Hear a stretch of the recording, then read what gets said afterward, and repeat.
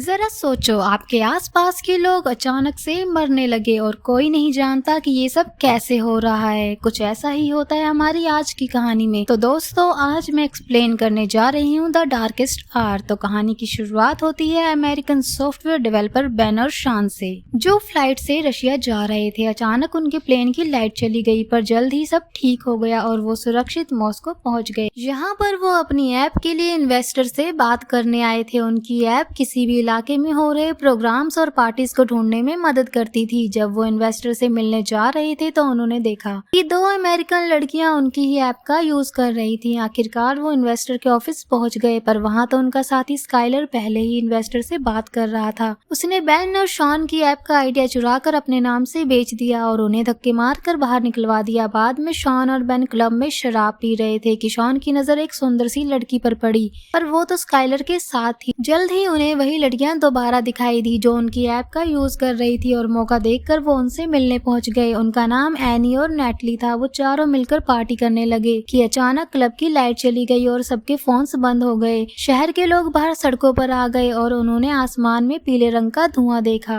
अचानक वो चमकने लगा। जल्द ही पीली रोशनी की छोटी छोटी बॉल्स जमीन की तरफ बढ़ने लगी। एक बॉल शॉन के ग्रुप के पास आ गई और सभी डरकर पीछे हट गए। ये रोशनी अब बिल्कुल थोड़ी थोड़ी दिखाई दे रही थी। एक पुलिस वाले ने अपने डंडे से उसे छुआ, पर अचानक रोशनी ने उसे खींचकर अपने आप में भस्म कर लिया। चारों ओर हाहाकार मच गया और जल्द ही कई रोशनी वाली बॉल्स ने सैकड़ों लोगों की जान ले ली। शॉन का ग्रुप और कई लोग दौड़कर क्लब में घुस गए और उस रोशनी ने सभी खिड़कियां तोड़ डाली। असल में वो रोशनी नहीं बल्कि अजीबोगरीब जीव थे जिन्होंने इंसानों को छोड़कर सब कुछ ग्रे दिखाई देता था। जल्दी वो रोशनी सबको खींचकर भस्म करने लगी, पर अचानक किसी ने शराब में आग लगाकर बोतल उसकी ओर फेंकी और वो जीव पीछे हट गया। जल्दी स्काइलर भी क्लब में घुस गया और फिर शॉन का ग्रुप छिपते हुए स्टोर रूम में पहुंचा। बाहर वो रोशनी लोगों की जान ले रही थी। अचानक कोई दरवाजा पीटने लगा तो नेटली ने देखा कि स्काइलर था। उसने स्काइलर को अंदर आने दिया और सभी कई घंटों तक अंदर ही छुपे रहे। यहाँ काफी कुछ खाने को मौजूद था, जिस वजह से उन्हें कोई दिक्कत नहीं आई, मगर जल्द ही चिंता के मारे उनके बीच बहस छिड़ जाती है। अब उन्हें यहाँ छुपे हुए 5 दिन हो गए और अब खाना खत्म होने ही वाला था। पिछले 27 घंटे से बाहर से कोई आवाज नहीं आई थी, इसलिए उन सबने बाहर निकलकर यूएस एम्बेसी तक जाने का फैसला किया। बाहर उन्होंने देखा कि हर तरफ सन्नाटा था और हर जगह गाड़ियां खड़ी थी। वो सड़कों पर आगे बढ़ने लगे, पर तभी अचानक उन्हें एक आवाज सुनाई दी। ये एक रशियन दादी की आवाज थी। उन्हें उसकी भाषा नहीं समझ में आई। आखिरकार चलते चलते वो एक पुल तक पहुंचे जिसके उस पार यूएस एम्बेसी थी, लेकिन वो पुल बीच में से टूट गया था। अब वो चलते फिरते नदी को पार करने का रास्ता ढूंढने लगे। अचानक उन्हें रेड स्क्वायर पर एक पुलिस की गाड़ी दिखाई दी तो स्काइलर और दोनों लड़कियां पास ही में छुप गए, लेकिन बेन और शॉन दौड़ते हुए गाड़ी तक पहुंचे। उन्हें ट्रक में से एक नक्शा और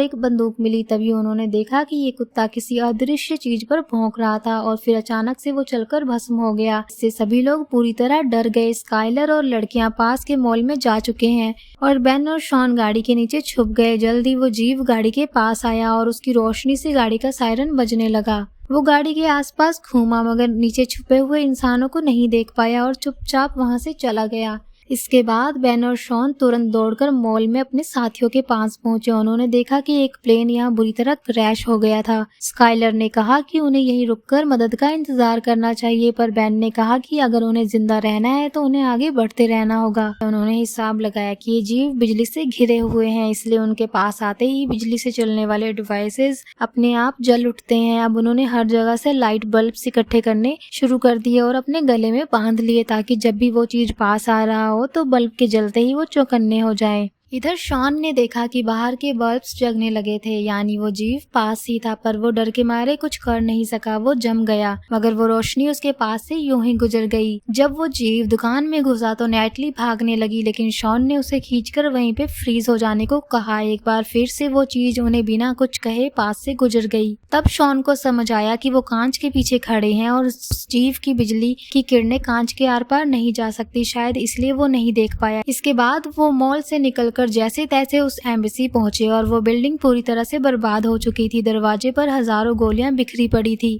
तभी स्काइलर को एक राइफल मिल गई। अब स्काइलर दरवाजे पर रखवाली के लिए रुका और बाकी सब अंदर की तलाशी लेने लग गए, पर वो बिल्डिंग पूरी तरह खाली थी। फिर वो कंट्रोल रूम में पहुंचे जहां उन्हें सारे मामलों की रिपोर्ट्स मिली। इस रोशनी के हमले के 3 मिनट तक दुनिया भर में खबरें आती रही और उनके मुताबिक ज्यादातर शहरों पर कब्जा हो चुका है और इंसानों के पास इस रोशनी का सामना करने के लिए कोई भी हथियार नहीं था। अंडरग्राउंड होने के अलावा और कोई चारा नहीं बचा था। अब वही एक पिंजरे में एक रेडियो था और शॉन ने उसे ऑन कर लिया, पर रशियन भाषा किसी को समझ नहीं आई। इसके बाद सबने देखा कि बाहर पीली रोशनी की एक बॉल चारों तरफ तबाही मचा रही थी, पर फिर उनकी नजर स्काइलर पर पड़ी जो यूं ही सड़क पर घूम रहा था। तो शॉन और बेन उसे बचाने के लिए दौड़े। जाने से पहले उन्होंने मैप और रेडियो उठा लिया। फिर जैसे ही वो स्काइलर तक पहुंचे तो गाड़ियों की लाइट जलने लगी, यानी वो जीव आसपास ही था। स्काइलर ने बेन और शॉन को भागने को कहा और खुद गोलियां चलाकर उस जीव का ध्यान भटकाने लगा। जल्द ही रोशनी ने उसे भस्म कर दिया, पर बेन और शॉन की जान बच गई।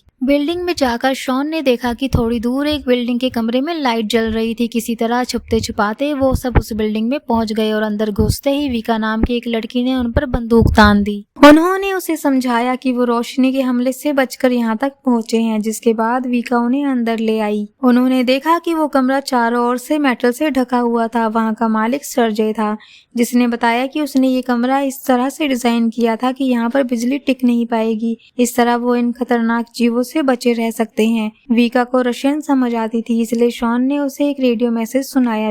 विका ने उन्हें समझाया कि मॉस्को नदी के अंदर एक सबमरीन है और जितने भी लोग कल सुबह तक वहाँ पहुँच जाएंगे उन्हें बचाकर एक सुरक्षित जगह पर पहुँचा दिया जाएगा। फिर सर्गे ने बताया कि सबमरीन को भी इसी कमरे की तरह तैयार किया गया है, जिससे वो रोशनी दूर रहे। अब उन सब ने मिलकर सबमरीन तक पहुंचने का फैसला किया।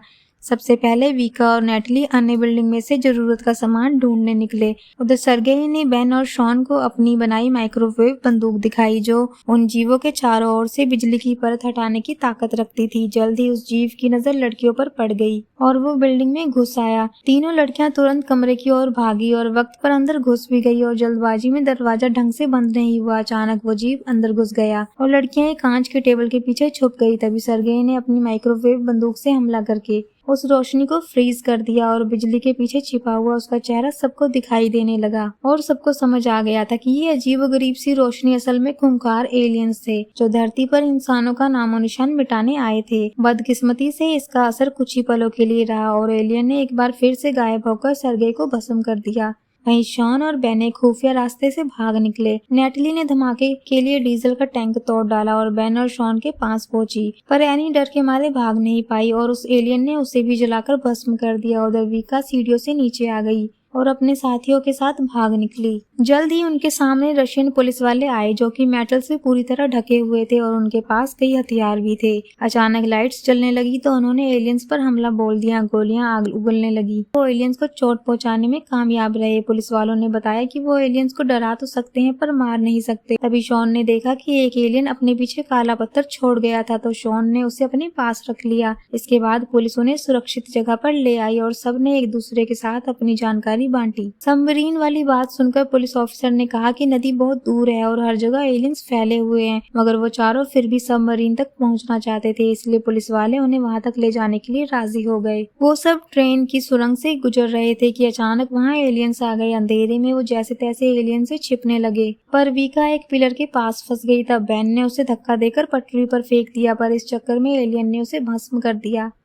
इससे शॉन को काफी गहरा सदमा लगा, पर जैसे तैसे वो सुरंग से बाहर आ ही गए। आखिरकार वो नदी तक पहुंचे, जहां एक कश्ती में बैठकर वो सबमरीन को ढूंढने लगे। अब उन सब ने अपने मरे हुए साथियों का शौक मनाया। अचानक एक पत्थर की वजह से उनकी कश्ती वहीं रुक गई और सबने बाहर आकर देखा कि तेज रोशनी का बवंडर धरती से मेटल की चीजें खींच रहा था। तब उन्हें एहसास हुआ कि एलियंस धरती से मिनरल्स चुराने आए हैं। तभी उनकी नजर सबमरीन पर पड़ी, पर अचानक उनके सामने वाली बिल्डिंग तहस नहस होकर गिरने लगी उनके ऊपर। इससे वो सभी पानी में गिर गए, पर अंत में शॉन, विका और एक ऑफिसर तैरकर सबमरीन तक पहुंच गए। शॉन ने देखा कि नेटली अब भी गायब थी। उसने जैसे तैसे सबमरीन के कैप्टन को नेटली के लिए थोड़ा वेट करने के लिए मना लिया और खुद पुलिस वालों के साथ नेटली को ढूंढने निकल पड़ा। चलते चलते उन्होंने अपने फोन ट्रैक के पास फेंक दिए ताकि एलियंस के आने पर उन्हें पता चल जाए। कुछ पलों में फोन बजने लगे, पर एंड वक्त पर शॉन नीचे गिर पड़ा, मगर उसने माइक्रोवेव बंदूक से एलियन को हवा में ही फ्रीज कर दिया। तभी पुलिस वालों ने उस पर सीधा धमाका करके उसे मार डाला। आखिरकार ये साबित हो गया कि एलियंस बिजली को अपनी ढाल बनाकर रखते थे और उस माइक्रोवेव बंदूक से बिजली खत्म करके एलियंस का खात्मा करना मुमकिन था। तभी नेटली को इनकी आवाज सुनाई दी। वो एक बस में छिपी हुई थी और अब शॉन उसे बचाने गया और पुलिस वालों ने जमीन पर पानी फेंक दिया ताकि माइक्रोवेव बंदूक का असर बढ़ सके। अब एलियंस पानी के पास जाने से डर रहे थे और अचानक विका ने वहां जाकर आग के धमाके कर दिए। पुलिस वालों ने माइक्रोवेव बंदूक चलाई तो पता चला कि वहां 3 एलियंस थे। आखिरकार जबरदस्त हमला करके उन्होंने एलियंस को खत्म कर दिया। उधर शॉन नेटली तक पहुंचा तो अचानक बस चलने लगी और पता चला कि बस में एक एलियन मौजूद था। शॉन ने बंदूक चलाई पर निशाना चूक गया। एलियन नेटली की टांग खींचने लगा तो शॉन ने माइक्रोवेव बंदूक से उसकी बिजली की ताकत कम कर दी। अब एलियन वहीं फ्रीज हो गया। तभी शॉन ने काला पत्थर निकालकर सीधा एलियन पर दे मारा। जबरदस्त धमाके में एलियन मर गया और बस भी रुक गई। आखिरकार सब वापस सबमरीन पर पहुंचे, पर पुलिस वालों ने वहीं रुककर अपने देशवासियों की रक्षा करने का फैसला किया। जल्दी सबमरीन निकल पड़ी और नेटली ने अपनी मॉम का मैसेज देखा। तभी सबको रेडियो पर कुछ ग्रुप्स की खबर सुनाई दी जो मिलकर एलियंस का सामना कर रहे थे। सबमरीन में मौजूद सभी लोगों ने ऐसे ही ग्रुप के साथ मिलकर एलियंस के खिलाफ जंग में हिस्सा लेने का फैसला किया। तो दोस्तों, ये थी आज की मूवी की कहानी। तो उम्मीद करती हूँ आपको वीडियो पसंद आई होगी। अगर वीडियो पसंद आई है तो वीडियो को लाइक कर दीजिए और चैनल पर नए हैं तो उसे सब्सक्राइब कर लीजिए। तो मैं आपको मिलती हूँ नेक्स्ट वीडियो के साथ। तब तक के लिए टेक केयर, अपना ध्यान रखें।